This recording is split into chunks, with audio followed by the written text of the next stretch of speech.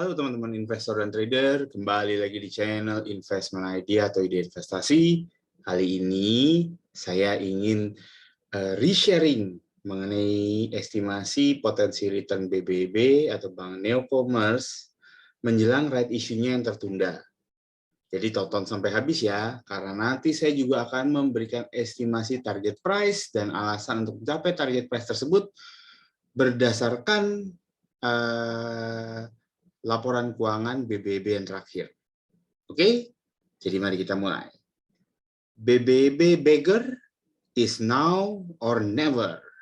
Ya, ini kucingnya udah manggil nih untuk memanggil para investor dan trader untuk memulai masuk membeli BBB. Oke, sebelumnya seperti biasa saya ingin mengingatkan bahwa kami sudah mengestimasikan jatuhnya ISG jauh-jauh hari, 1 bulan, tapi karena sekarang sudah kejadian dan masih ramai orang membahas mengenai IHSG crash, saya lebih prefer untuk kita melihat ke depan berapa estimasi bottomnya. Estimasi bottom IHSG juga juga sudah saya berikan 1 bulan sebelum crash pada video IHSG GCI Sell in May and Go Away, di mana target bottomnya ada pada 6.400 dan 6.200. Di mana pendapat saya adalah koreksi IHSG ini hanya terbatas dikarenakan mungkin penyesuaian akan kemungkinan kenaikan 7 days reverse repo dan proyeksi PDB Indonesia masih akan meningkat sebesar 5,4% untuk tahun 2002. Oke, BBB 20 Mei. Dia ada di sektor finance, industrinya banking dengan spesifik banking digital, mempunyai kapitalisasi pasar sebesar 12,9 triliun, dengan floating stock pabrik sebesar 48,51. Pengendalinya adalah Aku-Laku Silver dengan memegang sebesar 25,39%. PBV saat ini dengan berdasarkan PBV berdasarkan 22Q1 ya, kuartal pertama tahun 2022 adalah pada 5,26 kali. Jadi kenapa floating stock ini saya sebutkan? Karena nanti misalnya IHSG turun, tetapi BBB naik, itu tidak akan mengganggu pergerakan IHSG. Karena kapitalisasi pasarnya IHSG itu masih kecil. Meskipun floating stock publiknya lumayan gede, tapi kapitalisasi pasarnya masih kecil. Ini adalah PBV yang nanti kita harus bandingkan dengan bank digital lainnya. Historical corporate action adalah BBB melakukan right issue terakhir pada 2 Desember tahun 2021 di harga 1.300. Ini adalah merupakan salah satu katalisnya BBB. Dan ada juga katalis lainnya yang akan berakhir bulan ini, yaitu sebenarnya BBB juga bergabung ke dalam indeks small cap Morgan Stanley Composite Index yang hari terakhir fund manager untuk memasukkan BBB di dalam portofolio itu hari terakhirnya berada pada tanggal 31 Mei. Jadi BBB mempunyai 2 katalis, yaitu masuk ke dalam small cap Morgan Stanley Composite Index untuk bulan Mei ini, dan juga rencana right issue mereka yang tertunda. Kenapa tertunda? Karena target awal adalah pada saat 14 Mei, tetapi kemarin manajemen menegaskan target mereka sekarang adalah mundur menjadi 28 Mei. Oke, target right issue yang ke-6, yaitu target dananya adalah sebesar 5 triliun, gunanya buat modal inti perbankan, menambah modal inti perbankan dengan berdasarkan POJK 12 garing POJK 03 tahun 2020, ini dasarnya. Rencana mereka menerbitkan 5 miliar saham baru dengan estimasi harga right issue berada pada rentang antara 1.300 sampai 1.500. Manajemen menargetkan pernyataan efektif OJK dari tanggal Manajemen menyatakan pernyataan efektif OJK pada 29 Mei 2022. Jadi target right issue adalah pada 28 Mei 2022. Ya, sorry, ini mungkin agak mix up tanggalnya karena manajemen sebenarnya menargetkan itu pada tanggal 29 Mei mereka sudah mendapatkan pernyataan efektif dari OJK. Jadi sebenarnya target right issue-nya ini berarti ada mungkin di sekitar di bulan Juni gitu. Di video sebelumnya saya sudah menyebutkan bahwa sebelum entry masuk ke dalam BBB bila mengejar right issue-nya, teman-teman harus hati-hati karena saya bilang target right issue-nya waktu itu ada di 14 Mei. Ada di 28 April. Jadi kalau teman-teman waktu itu menargetkan masuk BBB, ya baiknya menunggu pernyataan efektif dari OJK. Dan kenyataan ya, pada tanggal 28 April, ternyata manajemen tidak mendapatkan pernyataan efektif, sehingga manajemen harus menunda dan mengakibatkan harga sahamnya turun. Oke, berikutnya kita akan membahas isi financial statement pada kuartal pertama tahun 2022. Kita akan bahas pendapatan, beban operasional, beban umum dan admin, beban pemasaran, kerugian penurunan nilai. Oke, mari kita mulai. Tapi sebelumnya saya akan coba pindah ini dulu. Saya akan coba pindahkan. Nah, oke, teman-teman, saya pindahkan karena materinya berada pada oke. Ya, kita mulai, teman-teman. Ya, sekarang teman-teman bisa melihat. Ini saya sudah sedikit sajikan, jadi langsung dari Excel kita membacanya. Saya sudah sedikit men-summary, ya. Summary dari saya adalah ini merupakan yang penting-penting, pos-pos yang saya anggap penting. Ini adalah pos pendapatan dan beban, yaitu pendapatan bunganya BBB mengalami kenaikan yang signifikan antara year on year maupun Q on Q. Year on year itu adalah year on year dan Q on Q itu adalah kuartal per kuartal. Dan pendapatan bunga bersih, sehingga mengakibatkan kenaikan pendapatan bunga bersihnya sebesar ini. Lumayan besar ya, semuanya di atas 150. Kalau year on year-nya pendapatan bunga itu di atas 250, sedangkan Q on Q-nya di atas 190%. Begitu juga pendapatan bunga bersihnya juga naik sebesar 341% dan Q on Q-nya sebesar 242%. Nah, ini menarik. Berarti kalau misalnya pendapatan bunga bersihnya lebih tinggi daripada pendapatan bunga bersihnya lebih tinggi daripada pendapatan bunga, maka terjadi efisiensi dan berarti ini adalah ciri-ciri sebuah bank digital.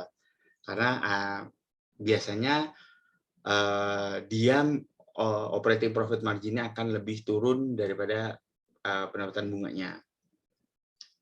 Kemudian untuk total pendapatan operasional lainnya, ya ini sangat signifikan naiknya. Dia mendapatkan banyak pendapatan terutama dari fee ATM dan lain-lain, sehingga mengakibatkan pendapatannya itu naik cukup banyak. Nah, ini menarik kalau dari sisi pendapatan, tetapi dari sisi beban operasional juga menarik, teman-teman. Jadi ini terlihat bahwa BBYB benar-benar mengejar mengubah BBYB atau bank sebelumnya Bank Yuda Bakti ya kalau saya dia dirubah untuk menjadi bank digital. Mereka ngebut karena kalau teman-teman melihat beban operasionalnya ini sangat amat tinggi. Ya, kita mulai aja dari tenaga kerja aja di kuartal pertama saja sudah menghabiskan 30% dari 30% dari total biaya tenaga kerja tahun lalu. Sedangkan untuk biaya umum dan admin ini juga lebih dahsyat lagi nilainya sampai mengalami kenaikan sebesar 1.200% dan secara Q on Q-nya 153%. nanti kita akan breakdown dan kita lihat. Biaya pemasarannya juga luar biasa gede. Ini saya sampai nggak bisa lagi memberikan penilaian ini kayak mengalami kenaikan sebesar 116.000% secara year on year, dan kuartal per kuartalnya itu mengalami juga kenaikan sebesar 37%. BBB juga mengalami rugi penilaian aset dengan cukup tinggi dengan dengan juga mengalami kenaikan Q on Q.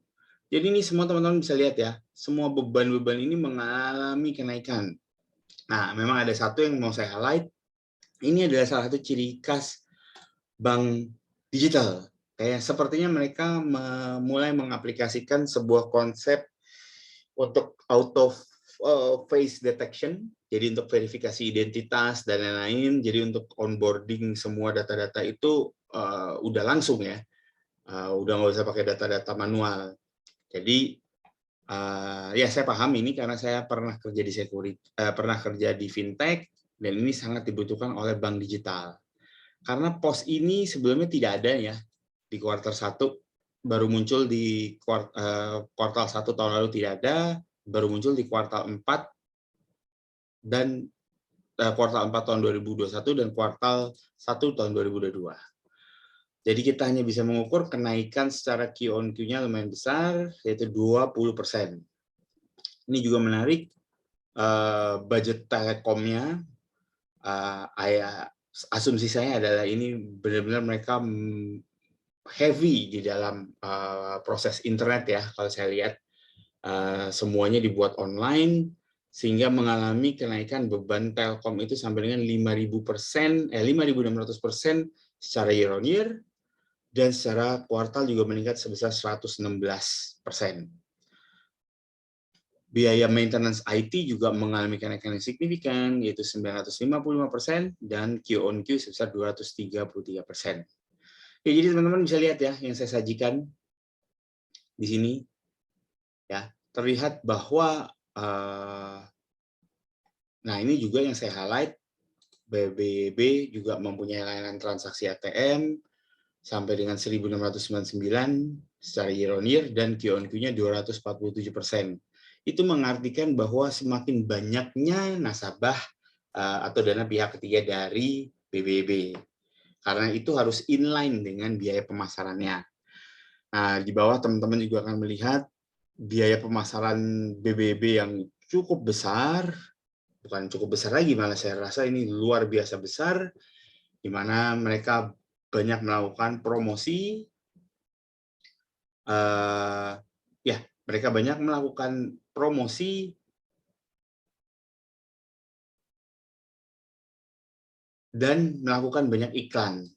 Cuman terlihat dari sponsor dan promosi ini sudah mulai ada penurunan, karena di kuartal 1, di tahun 2021 mereka full menghabiskan sebesar 530 miliar kali ya. Ya, ini 530 miliar, dan tapi di kuartal pertama mereka baru menghabiskan sekitar 111 miliar. Tapi yang sangat meningkat adalah biaya iklan. Saya suspek bahwa mereka sekarang sudah semakin gencar di digital site-nya. Ini yang mereka siapkan karena mengalami kenaikan signifikan secara per kuartal.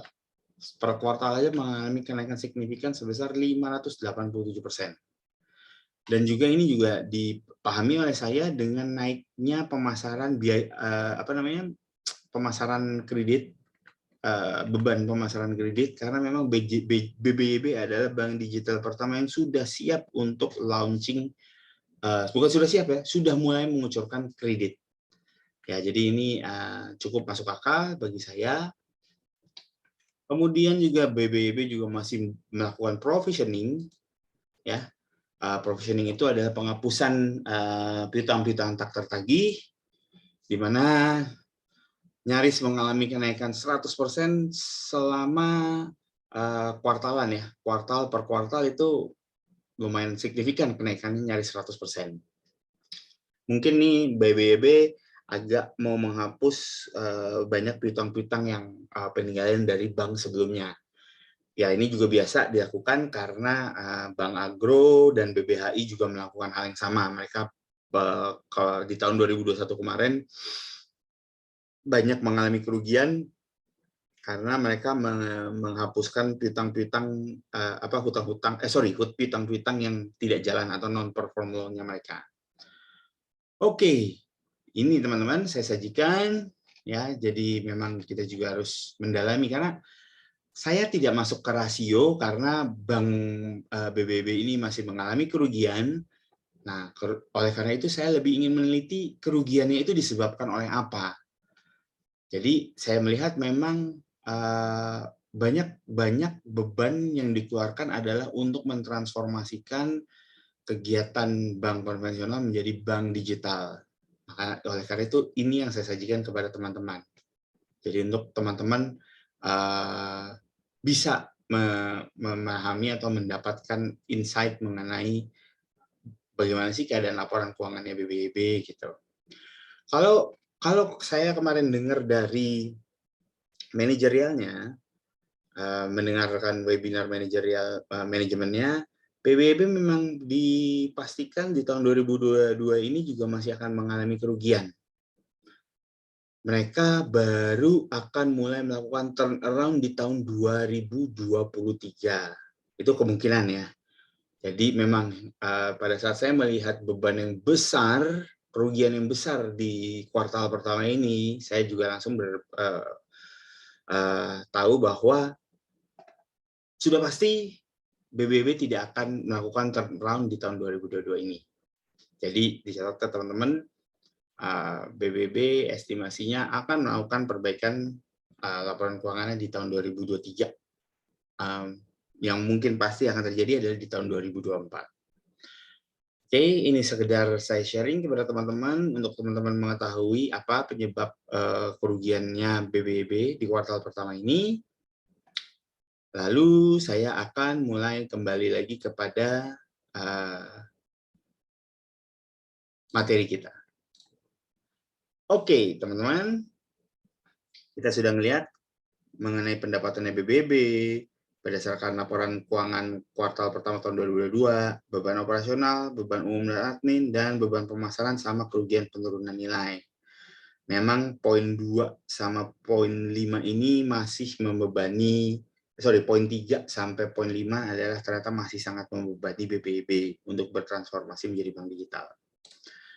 Oke, mari kita lihat perbandingan BBB dengan peers.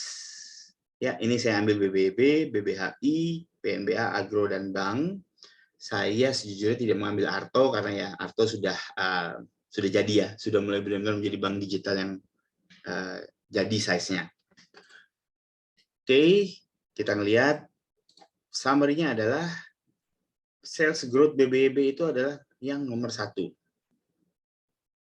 Menarik ya. Sales growth-nya BBB itu adalah yang nomor 1 pertumbuhannya.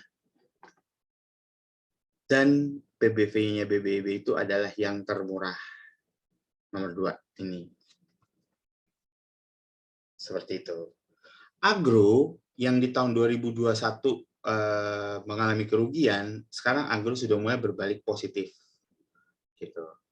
Nah, tapi saat ini kita fokus dengan BBB, makanya saya tidak berbicara mengenai rasio-rasio keuangan lainnya, karena kita lihat semuanya masih minus ya, ROA-nya minus, ROE-nya minus, price earning ratio-nya minus, OPM dan net profit margin-nya minus. Jadi memang tidak ada yang bisa dibahas rasio-rasionya dari BBB.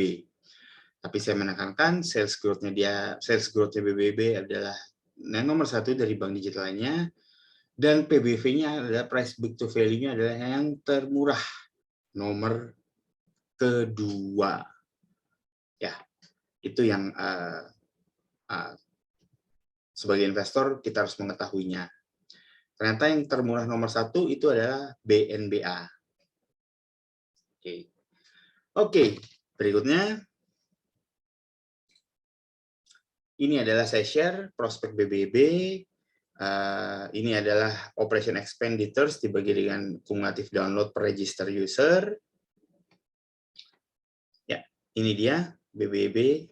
Jadi operation expenditure yang dikeluarkan oleh bank BBB kita bandingkan dengan download yang dilakukan oleh para nasabahnya. Kemudian seperti kita ketahui, BBB juga telah memiliki produk lending. Jadi BBB adalah bank digital pertama yang sudah mulai mengucurkan produk lending. Ini dia contohnya. Kemudian BBB prospek net interest margin, net interest income. Ya, kita melihat bahwa net interest income-nya BBB ini mengalami kenaikan, teman-teman.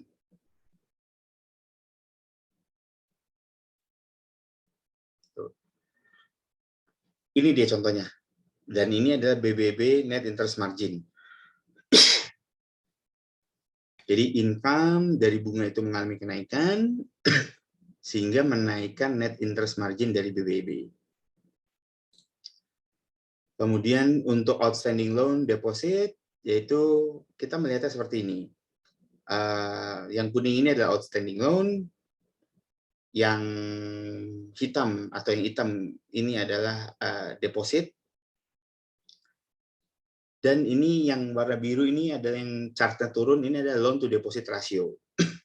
Ini artinya adalah semakin banyak, ini pengertiannya, LDR dari 47%, LDR 47% turun dari 90% secara tahunan, menandakan bertumbuhnya DPK dan pihak ketiga, berarti user base pengguna BNC benar naik. Jadi kalau kita lihat klaim-klaimnya BBB, maka kita harus mengecek dari sini.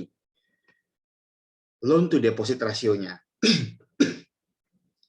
Jadi loan to deposit rasionya yang berasal dari 90%, dia akan semakin turun ke 47%. Begitu. Nah, memang meninggalkan sebuah PR, bagaimana untuk BBB semakin cepat dapat mendisburse loan. Nah, itu yang paling penting. Karena ini juga penting bagi bank, seberapa cepat dia bisa dapat karena produk bank itu adalah produk banyak pinjam meminjam ya. Jadi itu adalah core-nya bank. Jadi itu yang harus juga BBB kebut di waktu ke depan. Oke, ini kita ngomong registered user. Ya, BBB mengalami kenaikan registered user. Dan pada setiap bulannya BBB mengalami kenaikan tambahan register user yang baru. Gitu. Ya, jadi ini untuk membuktikan bahwa banyak memang nasabahnya BBYB, dan juga tadi kita sudah buktikan di laporan keuangannya bahwa net interest income-nya juga semakin naik. Jadi memang cocok dengan penjelasannya dari manajemen bahwa registered user-nya semakin naik. Oke, kemudian ini adalah monthly download. Teman-teman bisa bandingkan sendiri di manakah posisi BBYB. Oke, sorry. Perbandingannya adalah ini adalah BBYB berdiri sendiri, dan ini adalah BBYB dibandingkan dengan peers-nya. Jadi teman-teman bisa bandingkan di manakah posisi BBYB. Gitu. Ini semua peers-nya, ada Bank Jago, ada Motion Banking, yaitu BBABP, ada Blue BCA, ada Cbank yang nggak listing di Indonesia, dan ada Bank Aladin Syariah. Jadi chart ini teman-teman harus compare dengan chart kuningnya BBYB. Oke, sekarang kita mulai masuk ke valuasi. Saya memakai pendekatan valuasi Elliott Wave untuk mencari bottom-nya BBYB di tahun 2022. Nah, kalau teman-teman lihat, ini saya summary BBYB, chartnya saya bentuk weekly. BBYB ini adalah gelombang pertama, karena di Elliott Wave itu terdiri dari 5 gelombang. Kemudian ini terjadi gelombang keduanya. Kemudian ini gelombang ketiganya dari BBYB. Nah, sekarang BBYB ini sedang menyelesaikan, atau bahkan saya sudah bisa menyebut BBYB sudah menyelesaikan wave keempatnya.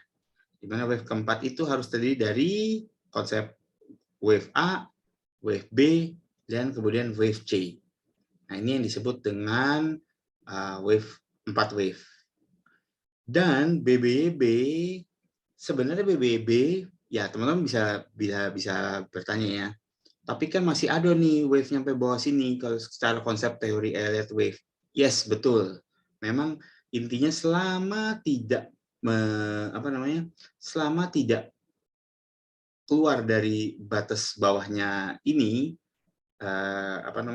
batas bawah gelombang kedua, ya, batas bawahnya gelombang kedua, maka wave 4-nya masih bisa terjadi.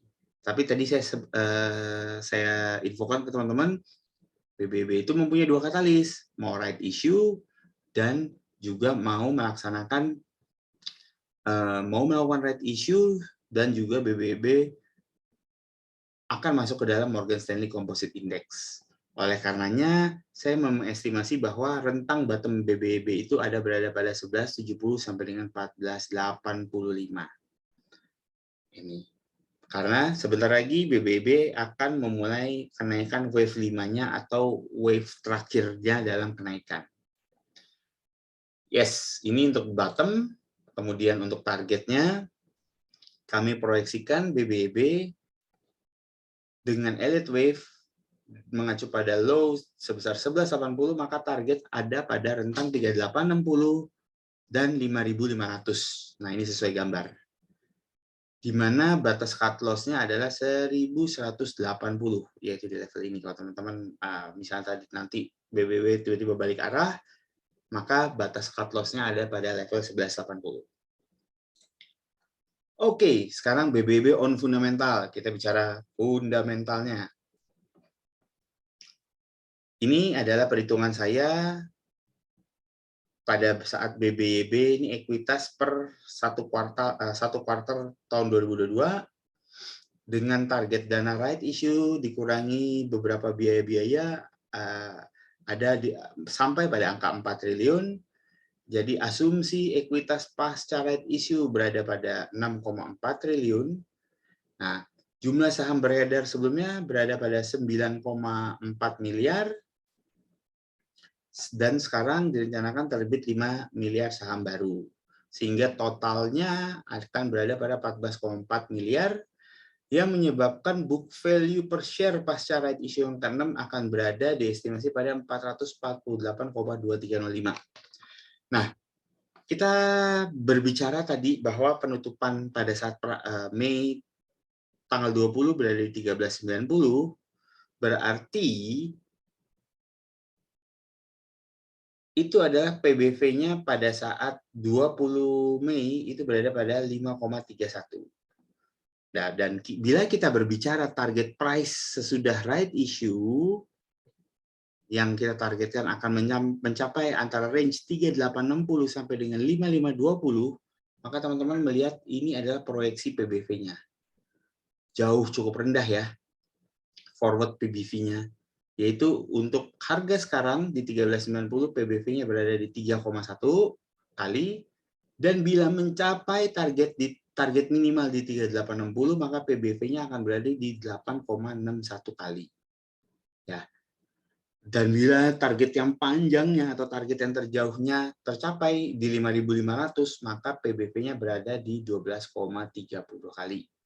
Ini jauh lebih murah daripada PBV BBB kemarin ya, di bulan April itu BBB itu masih berkisar di 15 kali, teman-teman. Jadi bila kita melihat kondisi forward PBV, maka harga saat ini adalah sudah sangat murah. Ya memang kalau bank itu jarang kita memakai PER, tetapi lebih sering memakai price to book value. Oleh karena itu kita mencoba memakai pendekatan konsep yang sama, yaitu PBV.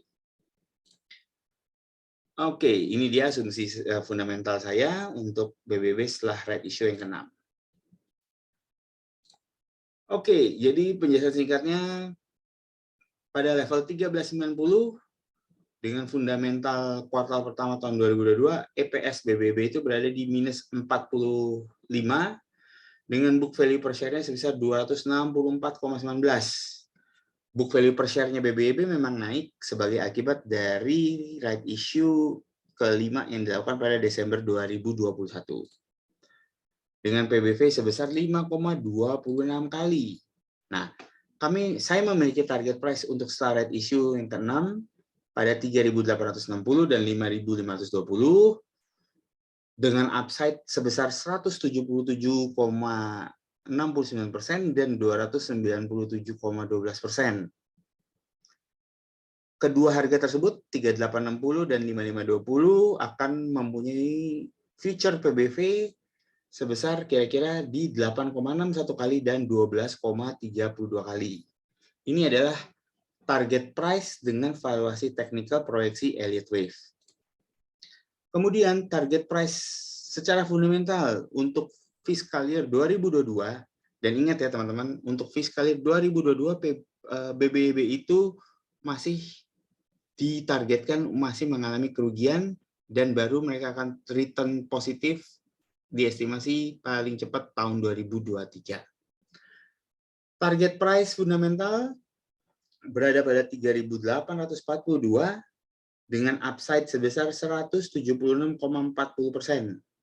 Di mana bila level 3.842 tercapai, maka level tersebut adalah sesuai dengan price to book value setelah right issue yang ke-6 pada level 8,57 kali. Riset level fundamental ini kami dapat dari agregat 2 sekuritas di mana mereka telah melakukan perhitungan ini sejak November 2021. Oke, ini saya bicara mengenai valuasi intrinsik. Valuasi intrinsik itu adalah valuasi ke depan suatu perusahaan, tapi bukan berdasarkan laporan keuangan tahun 2021. Saya melakukan valuasi intrinsik itu dengan estimasi laporan keuangan tahun 2022. Oke, teman-teman ada pertanyaan atau komen? Bila ada, silakan tinggalkan komen di kolom komen di YouTube. Dan sedikit disclaimer informasi oleh Ide Investasi adalah saya mempunyai posisi pada BBYB tetapi tidak terafiliasi oleh emiten atau sekuritas manapun. Data yang disajikan adalah data publik yang dapat diakses oleh masyarakat umum, di mana target price diolah oleh kami berdasarkan interpretasi kami atas data umum yang ada. Oke, selamat malam teman-teman. Terima kasih telah menonton sampai akhir. Semoga selalu bisa tetap cuan. Dan jangan lupa like, komen, dan share videonya. Juga subscribe channelnya. Salam cuan dan sampai jumpa di video saya berikutnya.